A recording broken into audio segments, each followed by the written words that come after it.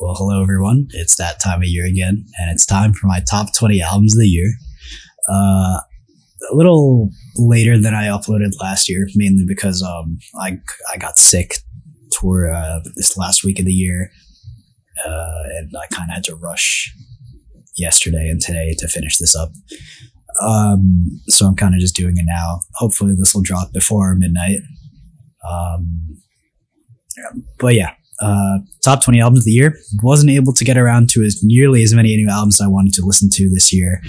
I was mainly listening to a lot of older stuff this year, but I heard a lot of new buzz about the new McKinley Dixon album, the new Geese album, the Nina Girachi album, Backwash, Mike.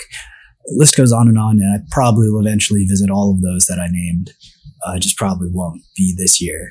So, this is kind of just for all the albums that I did get around to listening to this year and my favorites of them.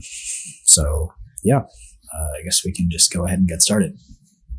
And as always, there will be a Spotify playlist in the description of my standout tracks from each of the albums that I'm talking about here. And before we get into albums, I want to talk about some EPs that stood out to me, two of them in particular.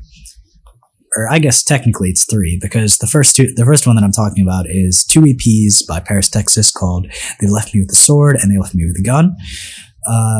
Paris, Texas, basically, if you don't know who they are, they produce their own songs, and they have some songs that have some live instrumentation rather than using just samples or MIDI, if that's something that might entice you more to listen to them. I really love the bass lines, catchy flows, solid bars, just really fun,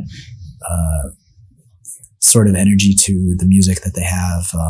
They played a great opening set for Tyler the Creator this year as well. So yeah, I'd say go check out these EPs. They're pretty solid. And then We Live in a Society by JPEG Mafia and Flume. I know this one's somewhat unpopular due to the expectations of what this would be, just considering the names that are attached to this, but I think this is still a pretty solid project that's worth checking out if you're a fan of either artist. It's not too long either, so if you don't like it, it's whatever. So of the albums that I was able to listen to, these are my top 20. But first, two honorable mentions. 12 by Westside Gunn. I think this album is definitely my favorite release of his this year, but mostly just because the other ones kind of felt a little formulaic to me. To me, this kind of feels more like standard Westside Gunn. Regardless, this one's solid. Like the beats, Stove God contributions are always fire, and I really, really love Dump World. Dump World is an incredible track, and I think if you check out nothing from this album, Dump World is probably the track to choose. Live and in Color by Juicy J, which is produced by Logic. Logic also features on a couple of tracks, but the album is entirely produced by Logic, and it's broken up by interludes where Logic pretty much interviews Juicy J about his career. He tells some stories about his life, and Juicy J just kind of gives a lot of general advice about making music, being a creative, all those sorts of things.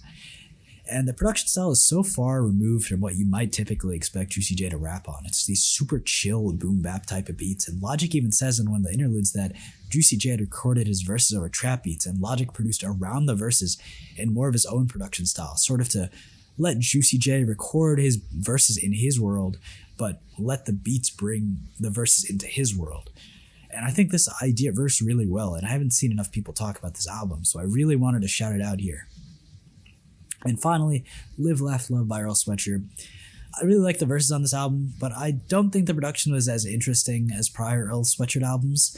That's not to say that the beats on this album are bad. It just didn't have an Azucar or a Fire in the Hole instrumentally on here, but I still think it's pretty good, and it's been growing on me as well.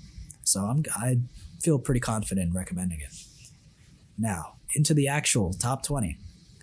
Hyper Youth by Joey Valence and Bray. Super fun pop rap that's sort of dancey at points. Some really solid beats on here and great sample work. See You and Dance in particular totally channeled that Nelly Furtado and Timbaland vibe. Like that drum line seriously have come out during that era. And Rebecca Black's vocals on that song are amazing as well. On What's Up, Peggy drops a great verse, and it's nice to hear him on other people's verses, or production, I mean. Main critique is that I think they tend to lean on interpolations and references a little too much. Forever Ever being a reference to Outkast and Kanye, who later did it after. But they've always sort of worn their influences on their sleeve, and I don't think I like this album as much as No Hands, but this is still a pretty solid project that I think I would recommend listening to if you like No Hands. Now, Never Enough by Turnstile. This album's been getting a lot of buzz lately, or maybe not lately, but just this year. And I'll be the first to admit that I'm not too crazy about melodic hardcore as a genre if I am placing this album into the right genre. But I did really like the melodic parts of this album a fair amount. And it's got these super simple yet catchy guitar riffs that are characteristic of punk music that I just kind of really liked on this album. An album in that sort of similar vein is Keep Planting Flowers by Stick to Your Guns. Sort of in the same genre, but I think I enjoyed this one a little more. It seems to go harder just overall. The vocals and the instrumentals turn melodic from time to time, but not always at the same time, which adds a really cool contrast when you have the guitars playing like these super distorted heavy riffs, these like metalcore type riffs, but then like, the vocalist, I think it's Jesse Barnett, if I believe correctly. He's just doing these like singing things on top, or he might be like, yelling, screaming, whatever, and then the guitars and the just playing like this very like melodic, nice like tune. Really cool contrast whenever that happens, which I really enjoyed. New World Heat by Fox Lake. Really cool metalcore-esque guitar riffs with cool rap and metal vocals on top. Really enjoyable listen if you're looking for something high energy the whole time through. I remember I listened to this one on the first time during my morning commute to class. Very, very, I was very awake, to say the least. And then A City Drowned in God's Black Tears by Brian Ennals and Infinity Knives. I've talked about this one in another video earlier this year, but this one's still great, and I only like it more and more with each listen. Infinity Knives beats are experimental and harsh at points, but they can also be quite the opposite at other points too. Very like nice sounding, I guess, is like I'm sure you could use some more flowery language to describe it, but he kind of does it all in this. Rhymes are cool. Like I like a lot of the topics that he talks about. I just think it's just a really cool album, just overall. Number 15, 13 Months of Sunshine by Aminé. I like this album a fair amount. It has that same summer vibes that Aminé has sort of made his brand at this point, but he decides to lean into it more somehow, even when compared to an album like K-Termine. So many catchy hooks all over this one, and the production is bouncy and fun, while still also having a few slower and more introspective tracks on it. Don't Tap the Glass by Tyler, the Creator. Sort of the same vibe that Joey Valence and Bray were going for on their album, but overall I think I prefer Tyler's attempt at it a bit more, especially when you compare the verses. Tyler also has some songs that are not as rapping focused, but I think he executes them really well. And as always, his production only continues to improve. At number 13, Private Music by Deftones. A solid project from them. Everything on it feels very familiar to them, but even still, the music is quality. I Think About You All the Time is probably one of my favorites on here. It feels right at home with songs like Mascara and Sex Tape and their discography. The heavier songs on here aren't bad either. I just feel like the first three albums kind of do that heavier sound a bit better. Can't really speak for the rest since I haven't heard them in full. I have come around to them a little bit more recently, but I do still prefer those older, heavier songs. But the ones on here are pretty good too. Infinite Source definitely feels like a final credits type of song, and I wouldn't be surprised if this one is going to end up being their final album. And if it is, then it's not a bad one to end off on, although I haven't really seen any indication that it is going to be. Number 12, Music by Playboi Carti. Although the album is heavily bloated, I will not deny the quality of its highlights and just the music quality on average. I think this album would be completely undeniable with almost half the original tracks gone and with most of the deluxe tracks in. The issue is, what would you leave on the cutting room floor? Depending on who you ask, they might have different answers to what to keep and what to scrap. I have my picks, but regardless, I think the album has some great production and Cardi's deep voice is fully fleshed out here. Cardi hasn't been one to shy away from beats that sound more off kilter, and that's certainly the case here. Starting the album with Pop Out is a bold choice, and it really sets the tone for the album. Stardust by Danny Brown. I think save for a track or two, I really like this album. Danny Brown reflects on his life and his career, and it does it all by working with a bunch of producers and artists he just really likes outside of his main hip-hop sphere. Is it Danny Brown's best? Probably not, nor is it in his top 3 best albums, but I think this is a very important album for Danny Brown's discography, and also just happens to be pretty solid as well. And now, we enter the top 10. Starting off with number 10. God Does Like Ugly by J.I.D. I don't know if we'll ever get another album as good as The Forever Story at a Jit again, but this album is still great. J.I.D.'s flows and schemes just get better and better with each album, and it's really impressive to just see how he continually improves upon his skills from a technical perspective.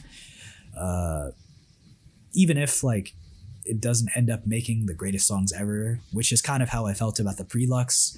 Had me kind of worried going into the album, but I ended up liking this album a fair amount.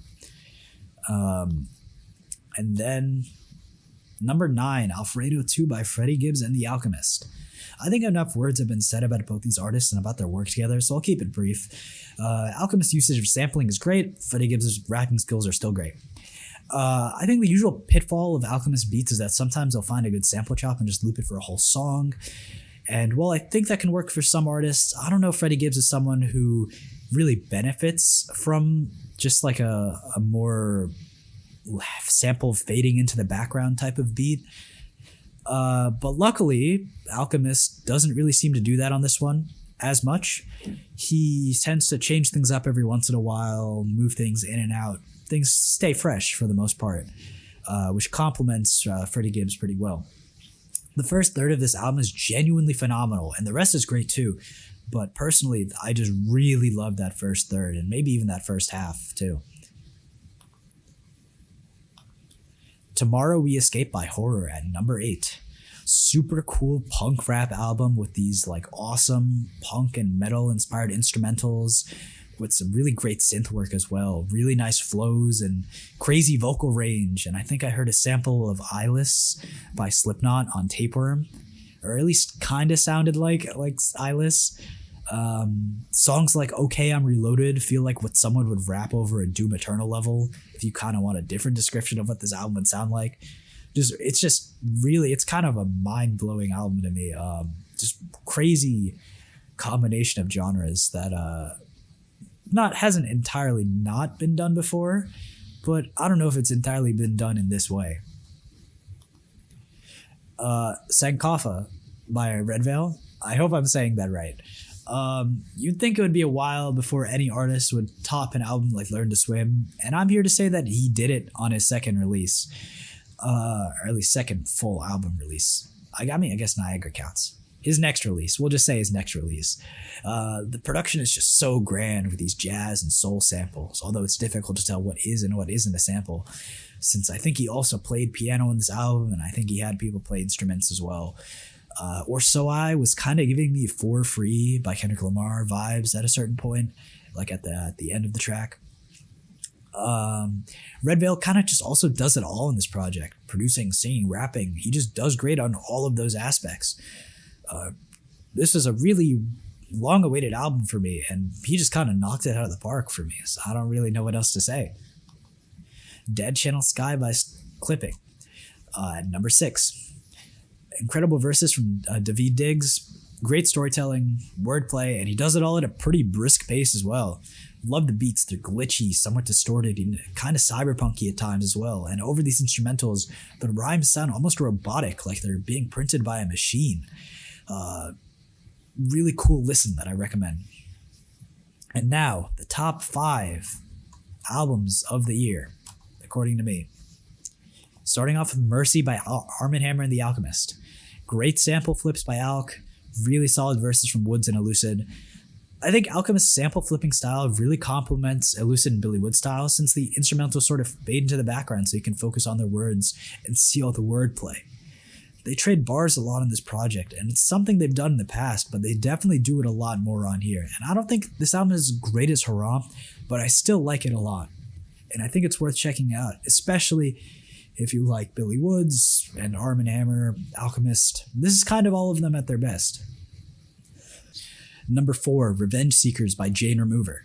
Tons of creative sounds, and it draws from hip-hop, EDM, hyperpop, and it feels like it's all over the place, like genre-wise, and just, I guess, also just the sound of it as well, in general. Definitely one of the most unique albums I've heard this year, and it's very difficult to get bored of it. Another really interesting listen that I recommend. And now the top 3. And if I'm being honest, I think you could swap this order around any way you want, and I wouldn't entirely disagree. This is just kind of what I was feeling as I was making this video. Number 3, Gollywog by Billy Woods.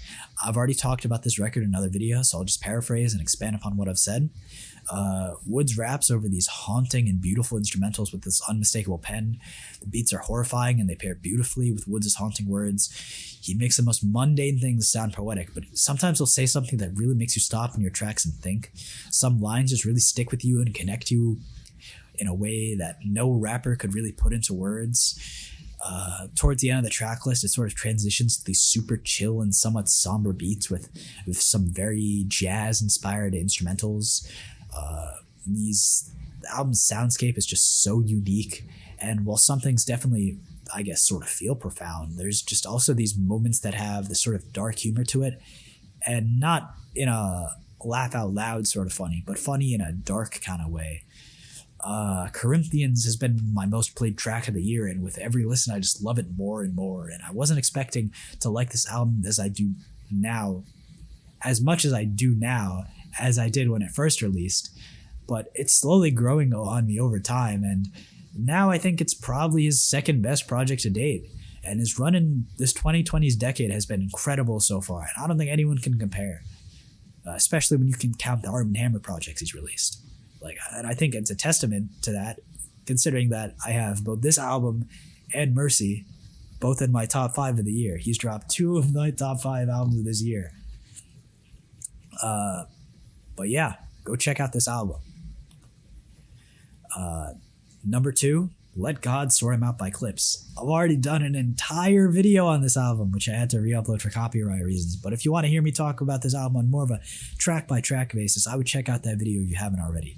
But to summarize what I said, Pusha and Mouse's verses are phenomenal. Both are rapping at a level so far above what most other rappers are currently putting out. There's so much wordplay, tight rhyme schemes, and flows that's just jam-packed into each verse. It's either a miracle or just a true testament to both their skills as a writer, and spoiler alert, it's probably the latter, that the verses that don't just fall apart at the seams. Pharrell's production is its absolute best here, and he brought his A-game for the return of the Clips. However, my album of the year, even out of all of those, none of those are my album of the year. My album of the year is Clockworked by Stray from the Path. It's got these super aggressive and in-your-face like instrumentals. It's punk music. It draws from rap and metal for its vocals and instrumentals. And, Stray from the Path is one of my favorite bands that I discovered this year. I saw them live early this year for their last show in the US because this is their last album, and they were so good. I just love really every single song on this album. I feel the same about their last album as well, so it's kind of a shame that they're calling it quits. But if this is truly their last album, I don't know if they could have gone out with anything better. And, as they say, why not quit at the peak? So, that's my top 20 for the year. Let me know if there's any that I missed, which there's probably a lot, because I was not able to listen to a lot of new releases this year around, but hopefully I'll be able to fit in more next year. 2025 is a pretty solid year live music-wise for me. I got to see a ton of artists. Denzel Curry, By Storm. I was able to actually talk to both Richie and Parker after the show. Really nice people. Tyler, the Creator, Cardi and The Weeknd, Straight from the Path, obviously, which is a lot more than last year. And Paris, Texas and Lil Yachty both opened for Tyler, the Creator. Kenny Mason, 454, opened for Denzel Curry. We actually showed up late to Mike. Well, I could have seen Mike Dean open for Cardi in The Weeknd, but we ended up being stuck in traffic and got there late. So unfortunately, I didn't get to see him. But Here's to hoping to get to see more artists next year. Happy New Year to you all. Thanks for watching, and I'll see you next year.